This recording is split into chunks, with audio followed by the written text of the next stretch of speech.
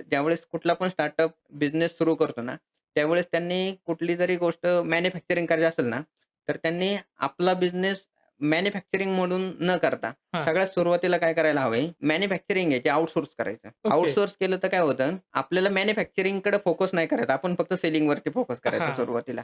एकदा आपलं market establish झालं, तर त्याच्यानंतर मग आपली जी मॅन्युफॅक्चरिंग सेटअप आहे, तो हां. आपणही क्रिएट केला, तर काय होतं, की सुरुवातीला जे काही चॅलेंजेस येतात, ते अव्हॉइड होतात. सगळ्यात अगोदर कसं आहे, की कुठला जरी बिझनेस करायचा असेल, तर तुमच्याकडे कस्टमर किती जास्त आहेत आणि हां. ते तुमच्या प्रॉडक्टला ॲक्सेप्ट करतात का नाही करतात, हे जास्त महत्त्वाचं आहे. हां. एकदा तुम्ही काय केले व्हाईट लेबल बऱ्याच ठिकाणी मॅन्युफॅक्चरिंग करून सर्वच प्रॉडक्ट भेटतात आता. असं ओके. नाही, की आपल्याला जर मॅन्युफॅक्चरिंग बिझनेस करायचा असेल हं, किंवा एखादं नवीन प्रॉडक्ट तयार करायचं असेल, हं. त्यासाठी आपल्याला फॅक्टरीचं असणं गरजेचं नाही. दुसऱ्याच्या फॅक्टरीमध्ये आपल्या ब्रँडचं प्रॉडक्ट आहे, तर तुम्ही हां. मॅन्युफॅक्चरिंग करू घेऊ शकता ओके. आणि तेच तुम्ही सेल करू शकता आपल्या स्वतःच्या ब्रँडवरती.